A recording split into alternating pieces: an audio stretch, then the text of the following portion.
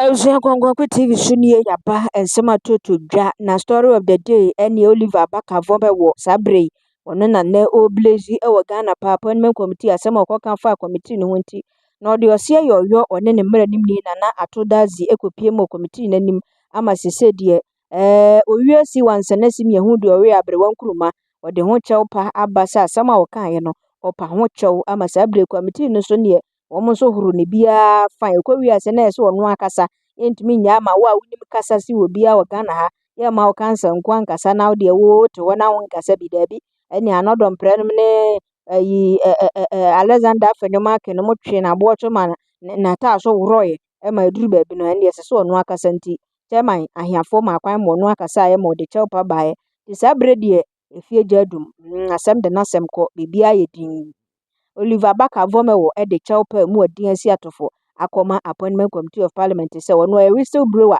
asema obeka no no de no o blow Mr Blow na o blow bi a chese akwakofa ba ya friend we nti opa ho chew ye de ho ensem akoso e wo fie ho atudwa momod na subscribe na share na ofoforo nsanka bi na onhwe bi.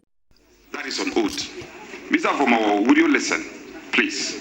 My first question to you is, you have honorable people. I invite members to make comments on the approach that they have adopted, but not question to him, because they are here to say that I am admitting this statement. Fine. The one that I am admitting, I agreed, I have heard. So we want to apologize. So that is what emanated from the council. Fine. So from the lawyer, Chairman. I am drawing your attention to what the lawyer has said, and to the effect that if you have comment on what they are saying, that they have admitted this statement to be their own, they have heard. Therefore, give an opportunity to him personally to stand before the committee and render his apology and pull down the statement. That is what I am welcoming comment on. So my comment will be this. First of all, I find it strange. I find it very strange that all of a sudden you want to make an apology. Well, this apology is coming on the back of our invitation to you. And I put it to you that if we had not invited you, you would not have come out to apologize through your counsel. That will be my introductory remarks. Now, I want you to also appreciate, Mr. Vomewor, I want you to appreciate, Mr. Chair, can I continue? When my colleague was speaking, we listened to him in silence. Yes, I want you to appreciate that this is an arm of government. Parliament is an arm of government. And you often go on social media to make all manner of comments. So at what point did you realize that a particular post was not attributable to you, and yet you stayed? In the origins of this post, and this today is the 30th or 29th. 4 days after, he hasn't issued a disclaimer to this. He comes here to tell us that, he doesn't know about it. Can this person be trusted? Look at the point.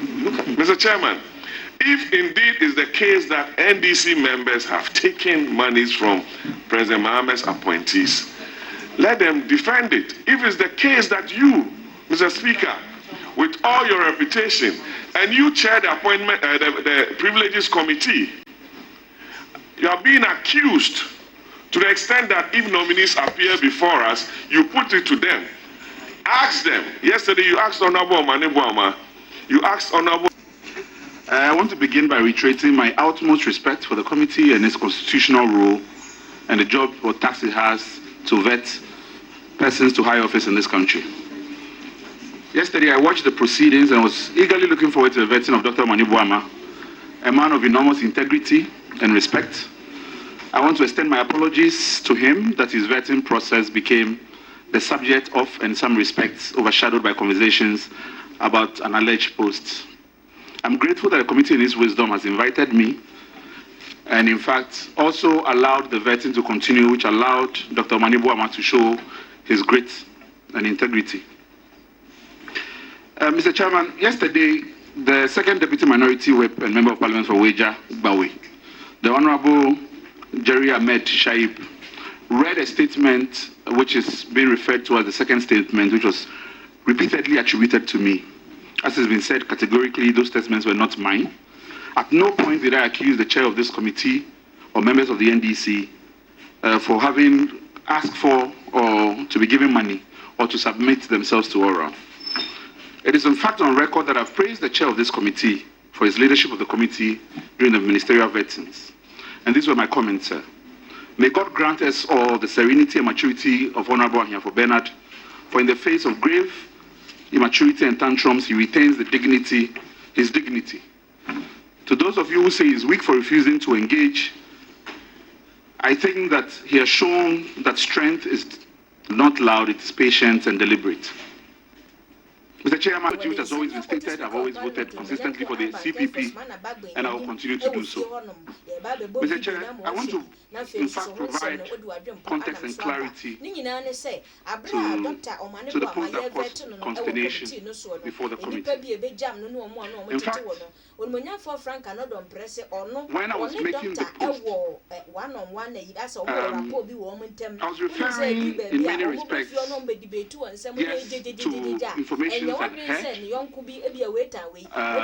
and also in particular to these types of allegations that come up often and that plague this committee and its honorable duty before it.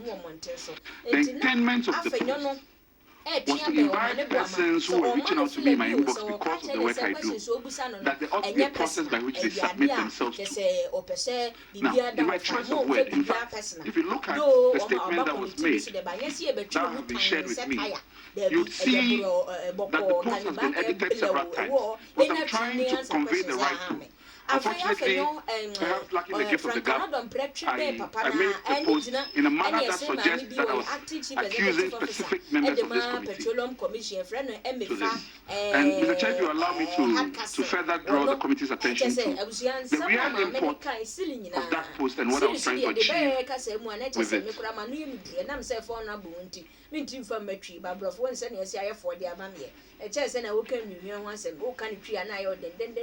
it. And someone a rabbi can yes, and you will see funny person. Please, there is no need reading the statement. We all have copies, so just proceed. Just proceed with your apology. Mr. Chair, the truth is, despite this, I was in fact working on an article concerning this very issue. And that the context of the post were reflections that I was having in connection with so many issues that I found as part of my research. And if the committee would allow me, I'm able to provide that again, context and clarity. I say unequivocally, Mr. Chair, on Monday evening, I watched the current majority leader on City TV's point of view. He spoke about concerns he and others has raised in the past regarding improper approaches that have been made to the committee. I am aware that an ad hoc committee was set up by the House which found that because it did not provide documentary evidence of improper approaches, it should apologize. Who are you? Today, he stands elevated among his peers. You think, oh, Mr. Chairman, what are you talking about? What are you saying? Huh? Mr. Manasseh Azure published a book, The President Ghana Never Fought. This way, swears in the book. Please, are you going to render apology? We are not interested in what Manasseh has said in the past. Please.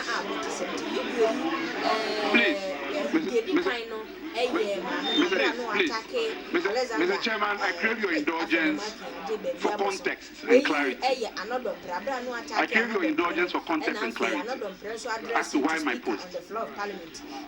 In the book, Mr. Manasseh said, Muntaka never mentioned that the only cash that came to the police. Mr. Oliver Baka Vomewor, are you going to do justification? Or you want to render an apology and we close this meeting? Mr. Chair, I have no intention to lecture the committee. If the committee resolves that the context of the post is irrelevant to the commission, the question here, I'm happy to proceed as the committee has directed. Now, the committee has directed.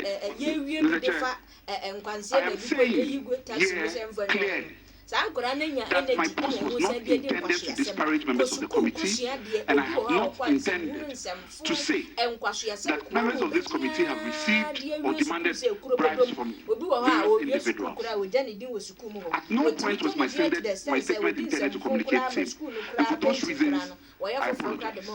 Mr. Chair, the reason why I have left the post on and not deleted it, in fact I did contemplate, was because I saw that the words had been twisted, and that it became imperative on me that I maintain the post in its original form.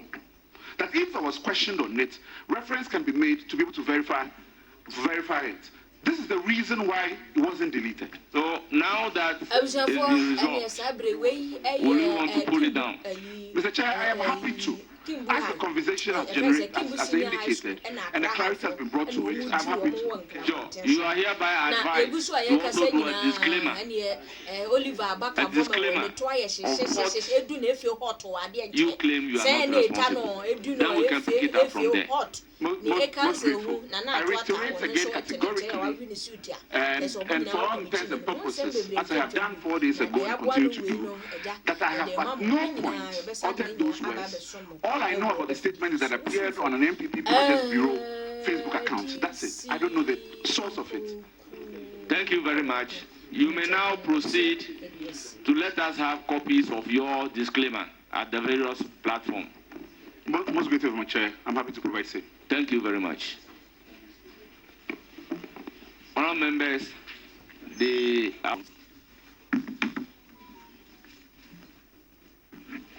Chairman, thank you for the opportunity to our friend Oliver. Title, without being partisan, just quoting, it's a MPP Projects Bureau. We can forward the where the post appears. That's we had to search before we got there.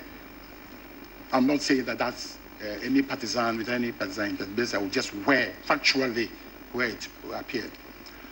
So we would not want to speak to that. As I said, it's not us. The second one pertains to the matters in the first paragraph. It says, so, Mr. Speaker, with your permission, so all the monies the ministerial appointees are being asked to pay to the appointments committee just to get approved are those ones not affected by oral strange republic. The chairman, we want to say that, yes, this is a post from Mr. Vomewor, which he put up on his Facebook, formerly Twitter, Facebook and X, formerly Twitter account. Now, the point about that statement, we'll just briefly state, is that it was not directed at the appointments committee in any way. It was completely not directed at the appointments committee, was only intended to expose certain matters and materials that had come to his notice. Allegedly that some people are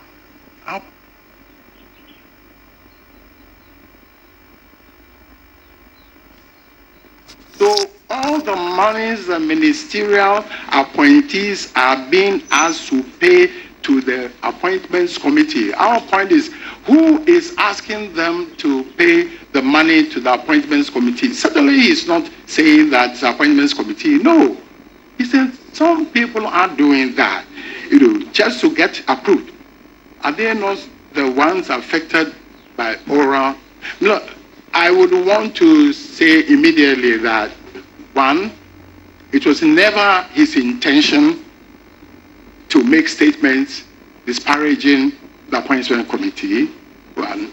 Two, But the statement that we see is clearly, can be seen as a double meaning or interpretation, depending upon who reads it, but certainly not a matter attacking the appointments committee at all. Indeed, if it's anything at all to go by, it is a statement of a whistleblower saying that some things are happening. And we have passed the Whistleblowers Act in this country, encouraging people to say what they see and to tell what they hear. This is our country. This is our laws on this parliament. So I just don't want to go far, but just to say that with respect, the request for Mr. Vomewor to produce the... But, Leonard Counsel. Yes, sir. I always say that when a procedure is set down for a right to be exercised, you follow the procedure in exercising the right. Yeah, right. The remedy available for the whistleblowers, Yes, or the rights given to the whistleblowers, is clearly by law. yes. Is it through a social media post?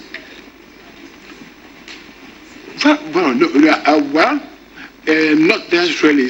But the point is, I mean, he's a citizen, and he's an obligation to expose, what he sees, just to be just an observer. So what he's seen, I think that under the general rubric of citizenship, he is expected to put it out. It's a liberty to put it out and to advocate that that practice should stop. In which circumstances I would think that a person who comes forward to say that the Honorable Appointments Committee, their honorable job is being affected by some other person, third parties, it should be commended. Under the Whistleblowers Act, he probably will need some compensation for services rendered, really. But I mean, without making it sound like an unserious matter, we're saying that this statement here